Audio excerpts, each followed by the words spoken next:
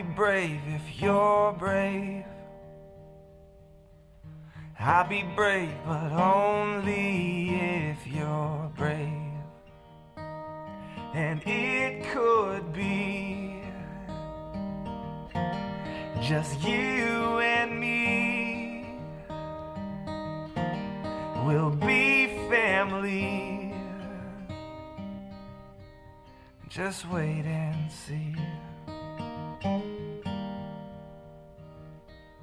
So I will fight if you'll fight. Yeah, I will fight, but only if you'll fight. Oh, we can make it through this like sailors in a tempest. Like sailors in a tempest together. And it could be just you and me. We'll be family. Just wait and see. Good evening, everyone. Thank you for joining us this evening. Everyone in the room, those of you online through the YouTube live stream and Facebook Live, welcome to the Lung Cancer Living Room from Toronto, Canada. We are so excited to be here. It is our very first time not only, it's my very first time in Toronto, but it's our very first time doing a living room outside of the United States. So we are absolutely thrilled to be doing it here tonight with Dr. Frances Shepherd and Dr. Natasha Leighl from Princess Margaret. I am overwhelmed by this country and the welcome that we've had here. So thank you all for joining us. Tonight we're going to be talking, I should introduce myself. I'm Danielle Hicks. I'm from GoTo Foundation, and my role there is to oversee all patient support services and programs. So anything and everything that has to do with patient touch, not just in the United States, but globally, is my area of responsibility. So that's me. That's who I am. We're going to be talking tonight about two different we're going to have two different buckets that we're going to be discussing. One is sort of the landscape of lung cancer. What does lung cancer look like today? And then we're going to be talking about what's happening in lung cancer. What's new and exciting? What are some cool things coming down the pike that are going to be of interest to those living with lung cancer today, and those to be diagnosed, unfortunately, tomorrow. That's the reality of where we are. So with that, I'm going to turn it over to Drs. Shepherd and Leighl to give us a little introduction of who they are. I'll start. Thank you very much for coming, and for all of you who are out there on the net, welcome as well. It's too bad you're not here with us in Toronto. Toronto is a hidden gem, so you might even consider coming to visit at some time in the future. I'm a medical oncologist. I treat only lung cancer, so every day of my life I'm treating lung cancer patients, and I've been doing it at Princess Margaret Hospital and the University Health Network for over 40 years now. We have an incredible multidisciplinary team at our hospital. As I say, lung cancer is a team sport. It's not golf. You have to do it as a team, and we have a wonderful team. And one of my best collaborators here is Dr. Leighl, and I'll let her introduce herself. Thank you. My name's Natasha Leighl. I'm currently the lead of our lung group, which really means that everyone else tells me which direction to go in, and I follow. I was lucky enough at the start of my cancer career to meet Dr. Shepherd, who was very passionate and is still very passionate about lung cancer, and she inspired me to try and follow in her footsteps. It's really been an amazing ride. Today in clinic, we had a nurse who first worked with me 17 years ago in lung cancer. And she said to me at the end that she was so thrilled to see all of the changes, the targeted therapies, the immune therapy. She said it was so great to see people come in and out with smiles on their faces, to see people working and living longer, better than ever. And I think we need to thank also all of our patients who've really helped us get this far. With that, we are going to jump into tonight's presentation. So I'm going to ask Dr. Shepherd to come up. and we'll get started. So thank you very much. I thought that I would just start with a little overview about lung cancer, an introduction to lung cancer, and some of the challenges that we face in Canada. So some of this may be very specific for Canadians, for those of you who are online and aren't from Canada, but I thought we had to give it a little bit of a maple leaf twist while we're here in Canada. So I'm extremely competitive and I love to be number one. And sadly, though, lung cancer is the number one cause of cancer mortality for both men and women. More women get breast cancer, but more women die of lung cancer than breast cancer. Lung cancer is an incredible women's issue, but it has not been taken up by the women as a women's issue. And that's, I think, something that we should be thinking about in the future. More men get prostate cancer, but almost no one dies of prostate cancer. Only 15% of patients die of prostate cancer. And of course, more men, of course, die of lung cancer. So smoking's always the elephant in the room, isn't it? So I always say, smoking's not a sin. We smoke, we drink, we eat too much. There are lots of pleasurable things we do. And for many years, we really didn't know all of the negative effects of smoking. We have learned, but smoking is still with us, and smoking is with us in our youth. And young women smoke as a way to maintain their body image and control their weight. And that's something we really should be addressing. And in case any of you want to ask me about marijuana and lung cancer, I don't know. The answer I usually give is you can smoke 20 or 30 cigarettes a day. I'm not sure you can smoke 20 or 30 joints of marijuana a day and survive. So we just do not have the true data on marijuana. So I will just deflect any potential questions about marijuana right here and now.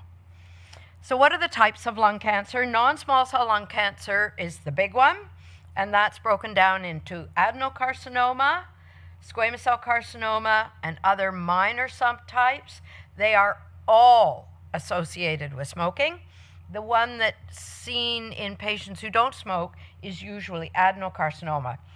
Small cell lung cancer, the most virulent, fast-growing of lung cancers, is only about 50% now. And mesothelioma is the cancer of the lining of the lung that is seen in asbestos workers. And Canada is a big asbestos country. You know, we have a city in Quebec called Asbestos. And we have been castigated for still actually producing asbestos and exporting it to the third world. But that now is coming to an end. So let's get back to the smoking issue. And not all lung cancers are seen in smokers. And in particular, women, 20% of women who have lung cancer have never smoked in their lives and really don't have a home exposure or another toxin exposure to understand why they get lung cancer. And then in addition to that, we have 50% of people that we see that are former smokers.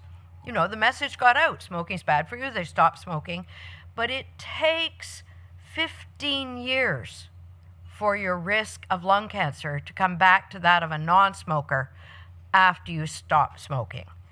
So although that elephant is there in the room with us, we have a large percentage, a significant percentage, considering the numbers of lung cancer, who are never smokers, and half of them are non.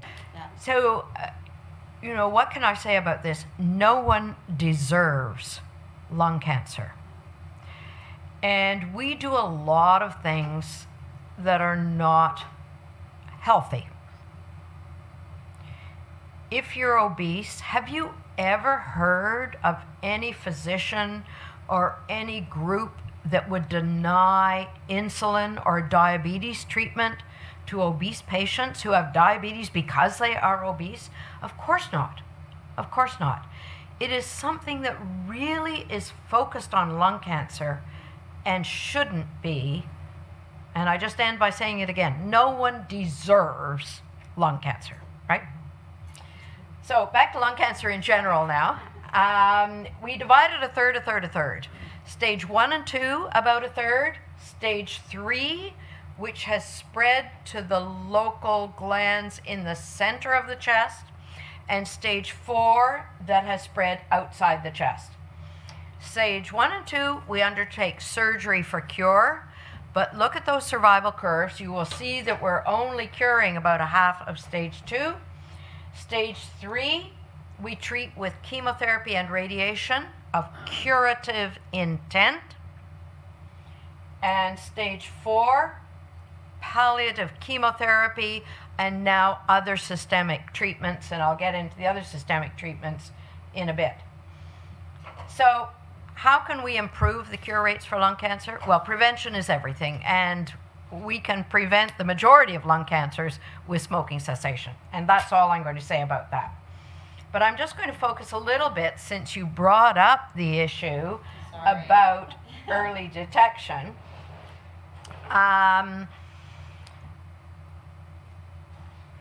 Mammograms. Is there anyone in this room that doesn't have a mammogram? We've been doing mammograms for years. Well, yes, Larry. Bless your heart, we don't expect you to go for a mammogram. Do you get your PSA checked, Larry? PSA for prostate cancer. Pap smears. With the exception of Larry, everyone in this room has had 1 million pap smears. Screening for cancer works. It finds cancer early, it finds cancer at a curable stage, and it prevents cancer deaths. And that's been shown for cervix cancer, for breast cancer, a little bit less for prostate cancer. I just want to make a comment, because you are 1,000,000% right in what you're saying. I know this. I preach this to every choir that will listen when it comes to screening. Yet still, I was terrified, and it caused me to kind of look in this different sort of direction about it, right? And I don't know whether that had to do with stigma, whether it had to do with statistics, and how long it's taken for lung cancer to finally be on this upward, sort of climb. I don't know what it was, but I can't drive home enough Dr. Shepherd's point and Dr. Leigh's points about screening and how important it is. Yes. So I'm speaking to the women here, Larry. You can cover your ears. Having mammograms is horrible. You get your breast squished in this horrible machine. Yet to screen for lung cancer, you would think, well, all you need to do is a chest x-ray. It's easy. It takes a second or two. But chest x-ray screening doesn't work. Here is the PLCO, prostate, lung, and colon lung cancer screening, cancer screening study that was done in North America, and we did not reduce the death rates or the incidence of lung cancer with chest x-ray screening. Chest x-ray is too insensitive. By the time you see it on a chest x-ray, it is often spread into the nodes. But all that changed with the introduction of computed tomographic screening. And computed tomographic screening has changed miraculously over the last 20 years. And now you can do a whole scan, a spiral CT scan, with one breath hold in the time it takes to do a chest x-ray. You don't even have to do the PA and the lateral. The radiologists tell me it takes more time to get the patient undressed, and positioned than to do the scan. So where are we with that? The big national lung cancer screening study, we were not allowed to participate. We desperately wanted to participate, but they wouldn't take anyone outside the US. So we set up our own screening program at the Princess Margaret. But look at this. It reduced the number of lung cancer deaths. More lung cancers were found, but the death rate was reduced, and the survival was improved by a whopping 20%. There is no mammography study that has ever shown a result like that. Well, everyone was blown out of the water. We believed in it, but we needed more proof. So last year at the World Lung, held right here in Toronto, down the street from your hotel, was the Nelson trial, and that was the European equivalent. There are little differences, but I'm not going to get into that. But basically, it was CT screening versus a chest X-ray screening. And look at the absolute difference in lung cancer. These are huge. You can drive a truck through these. You don't need to be a statistician to know that this is clinically meaningful and statistically important. But look at the reduction in lung cancer mortality in women. Lung cancer is a woman's issue.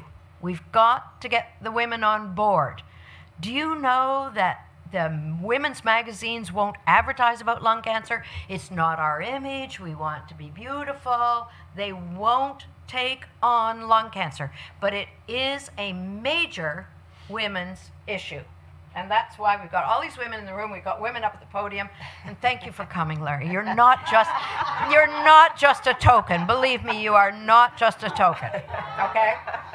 But look at the reduction at 8 years, a 60% reduction, 50% at 9 years, and 40% at 10 years. That's huge. That's better than mammography, better than PSA screening. And in the Globe and Mail, and I've highlighted, the Globe and Mail is our big national newspaper. Think of it as the New York Times of Canada.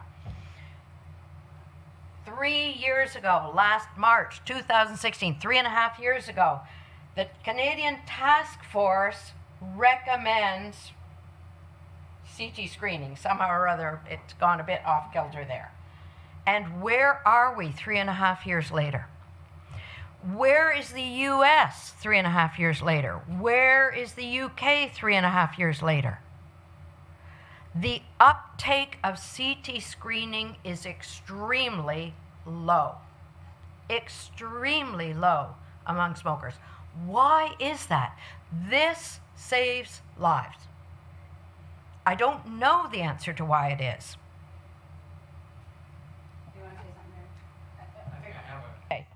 So the other thing, the immunotherapy tsunami is upon us. Now, this started with melanoma, and it doesn't matter what immune treatment you give melanoma. You can put the bottle beside the bed and you'll have responders.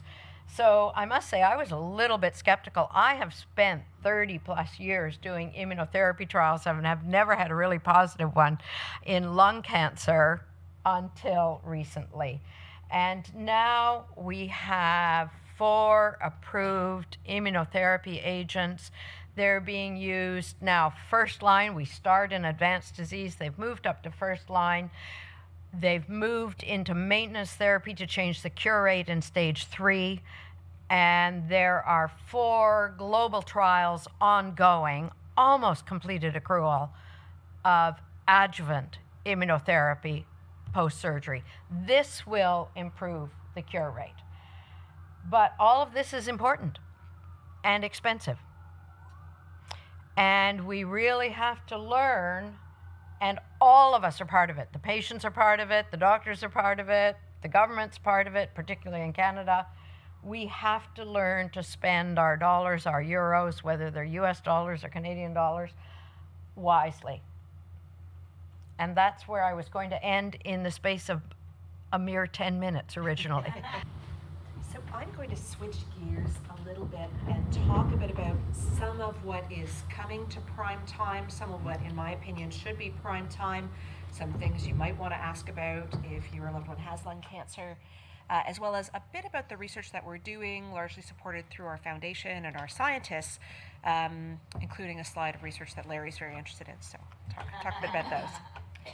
So Dr. Shepherd's done a really great job explaining about how in lung cancer we've had this real revolution where if you have one of these gene targets in your cancer and you hit it, you do so much better in the blue line than if we don't find it or we don't hit it with the right kind of treatment in the green line.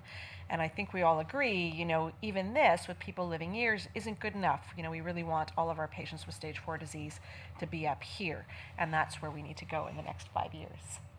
But even if you do have a smoking history and you don't have one of these gene targets, we've really had an amazing revolution with immune therapy. We do have some markers of sensitivity, and again, just like the targeted therapy, if you've got these different markers, you can do so much better even just with one simple drug than with chemotherapy. And again, we want this line to be up here, and that's where we need to go in the next couple of years. So it's been great. Dr. Shepherd's talked about how, there's just been this explosion in drug development. There's been this explosion in investment in lung cancer, which has really been wonderful for all of us.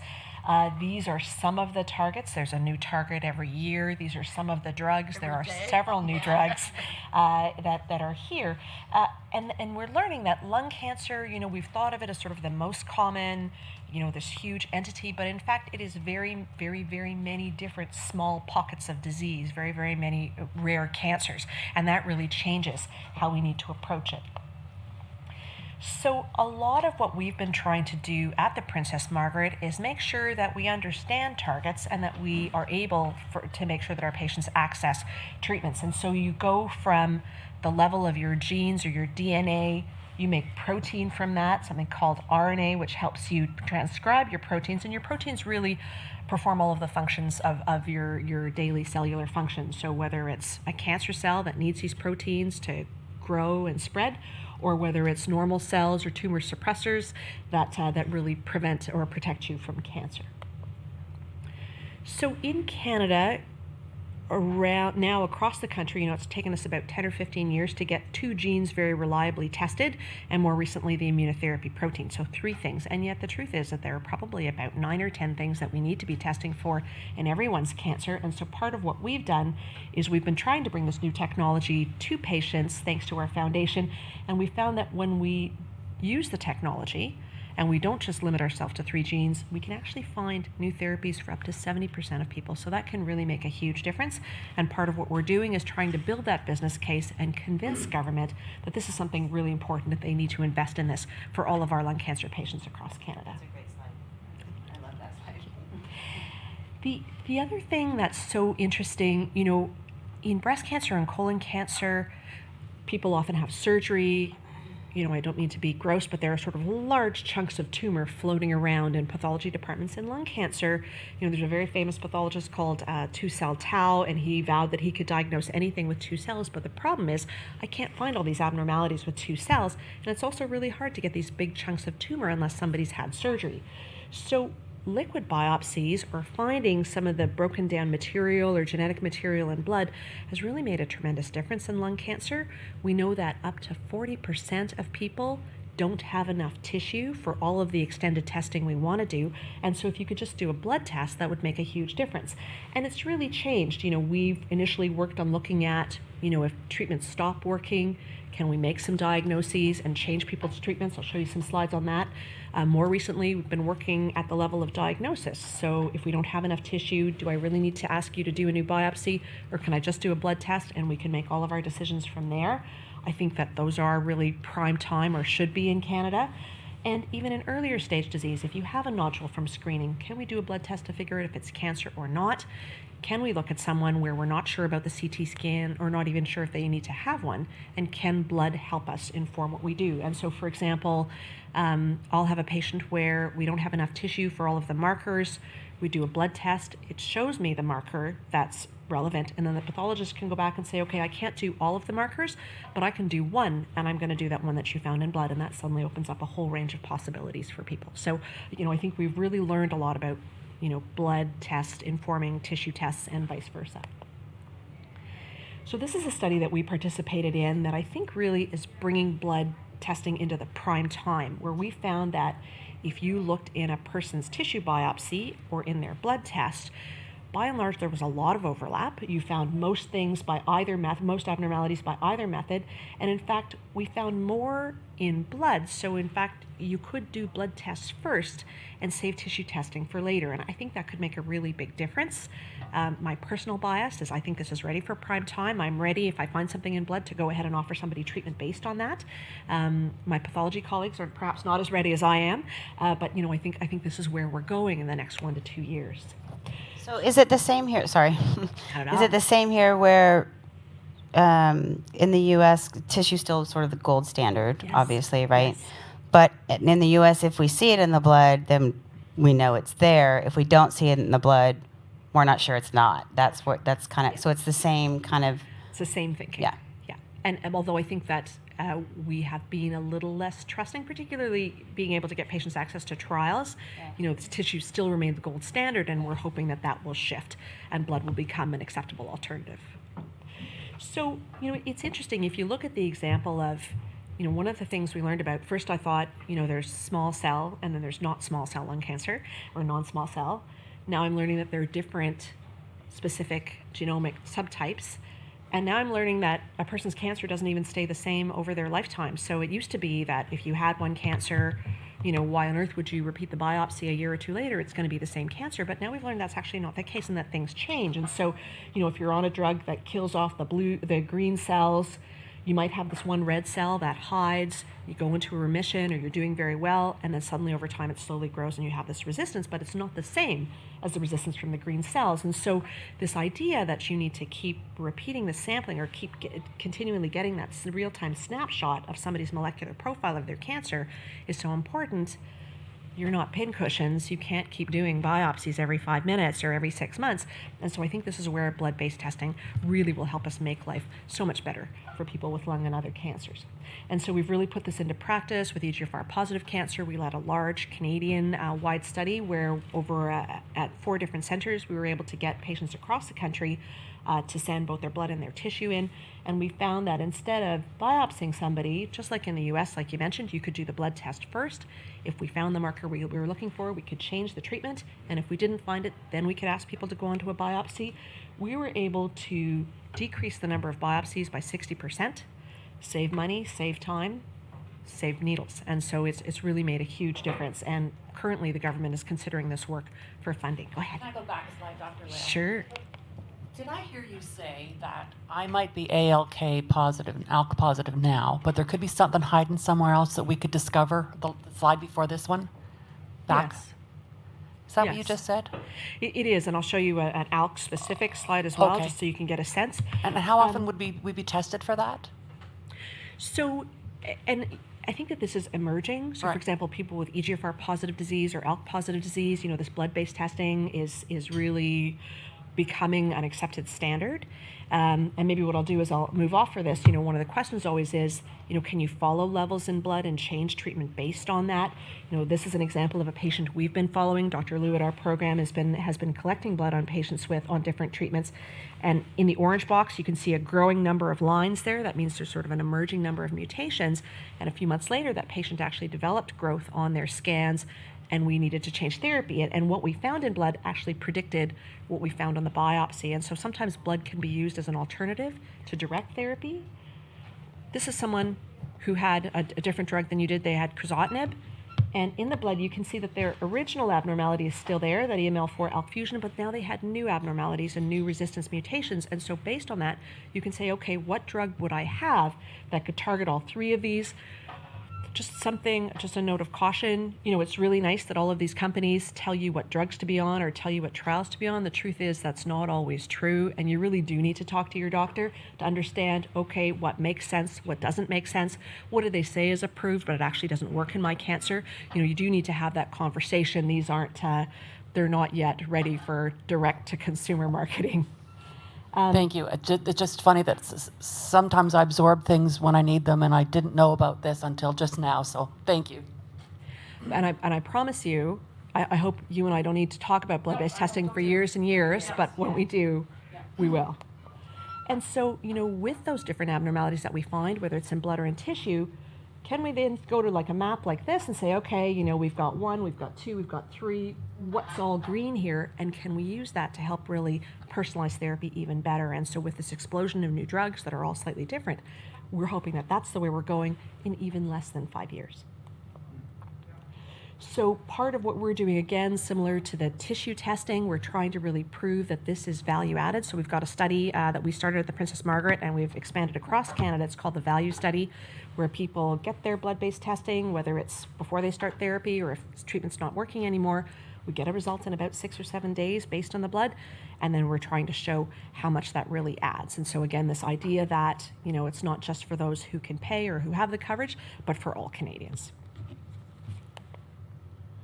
So what are some of our challenges? And so, you know, when we struggle in clinic, you know, the things are, okay, so we know the target, we know the treatment, but there's a small number of people where it still doesn't work. So why is that? And so how do we discover how to overcome that? We know the target, we know the treatments, it's working brilliantly for years, but then it stops. So what is it? Is it the red cell? You know, what is that emerging element of resistance? We know the target. We know it's important. We don't yet have a therapy, so how do we find one? And that's some of the research that we also do. And then we have no idea. We can't find any of our known targets. We don't know why this person has lung cancer. We don't know what it would be most sensitive to. And these, you know, areas where we need more discovery, you know, we're really kind of stuck with things like chemotherapy. So a lot of what we've done, and Dr. Shepherd's pioneered this program with Dr. Ming Chow, it's been going for over 20 years, I think, is this idea that you could take cancer samples from people and you could grow them elsewhere and make it much easier to test, much harder to put you on trials and make you go through all the treatments. Could we do this elsewhere? And so xenografts would, for example, be other living models or animal models. I apologize to all the PETA followers, please forgive me. But you know, the Princess Margaret has one of the largest collections in the world of different types of lung cancer, and Dr. Shepherd and Dr. Chow and the whole team, we look at how we've been able to recreate a person's tumor in that model, and then you can actually do testing. And you can figure out what treatments would work, what wouldn't, and if it doesn't, why not?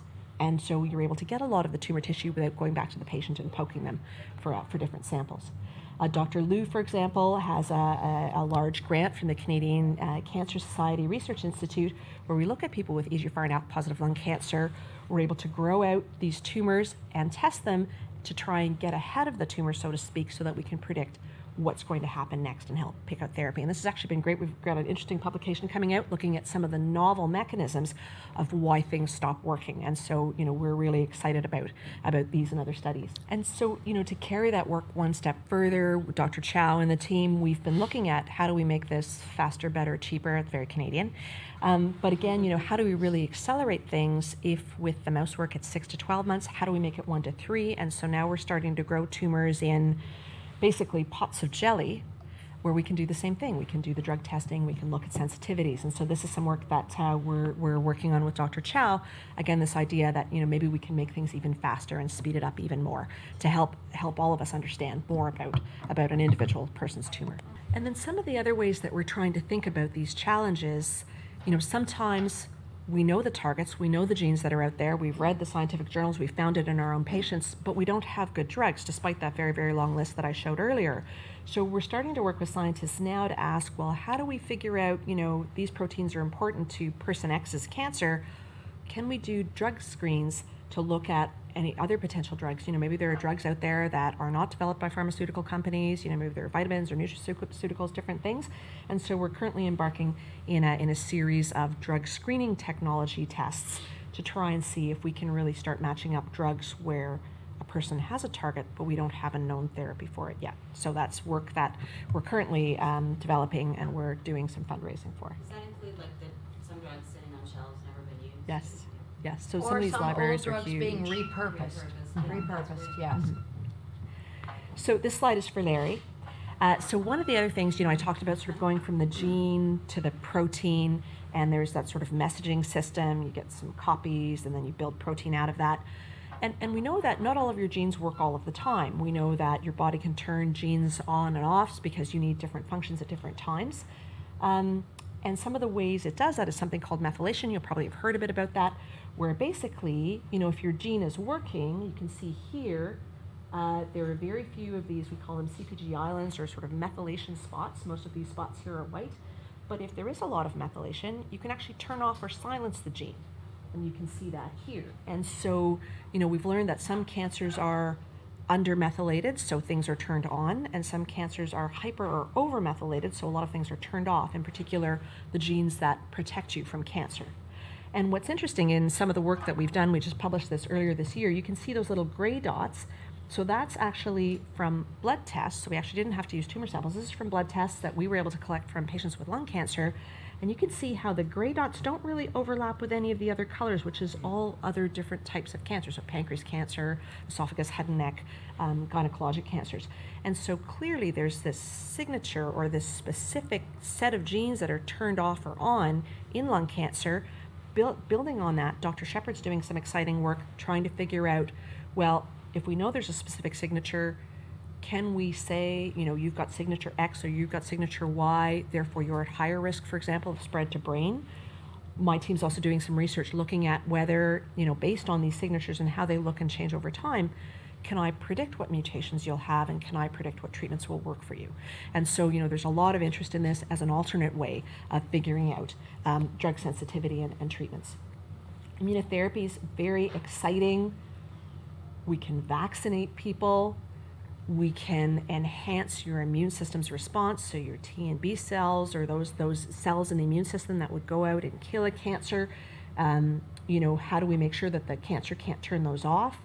And drugs are one way. So there are these immune therapy or checkpoint inhibitors that a lot of people have been on. They've been very exciting, either by themselves or adding chemotherapy to them.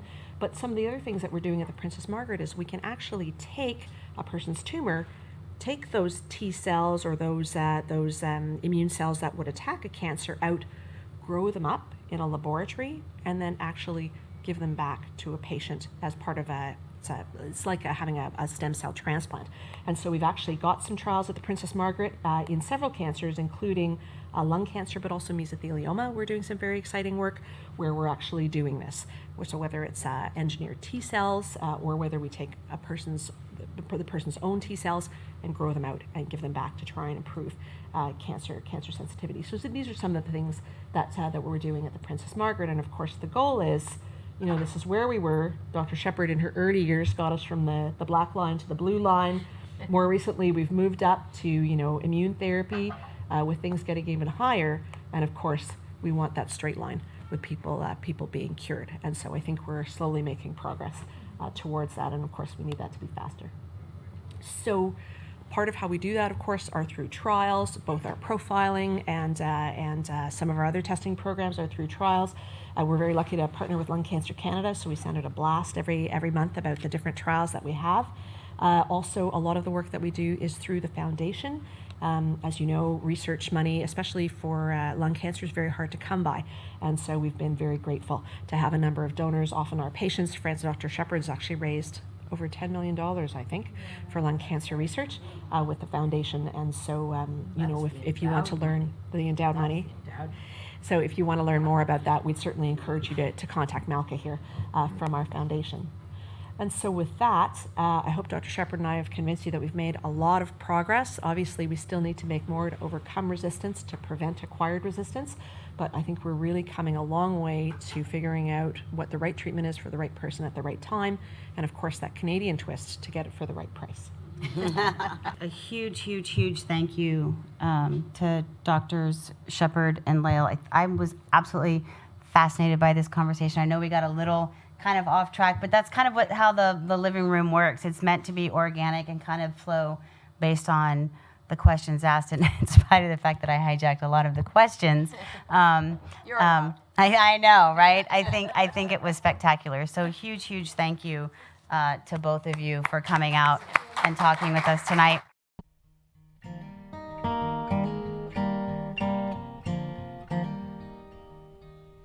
Oh, I'll be brave if you're brave. I'll be brave, but only if you're brave. And it could be just you and me.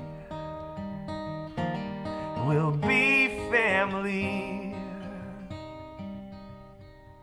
Just wait and see. So I will fight if you'll fight. Yeah, I will fight, but only if you'll fight. Oh, we can make it through this like sailors in a tempest. Like sailors in a tempest together. And it could be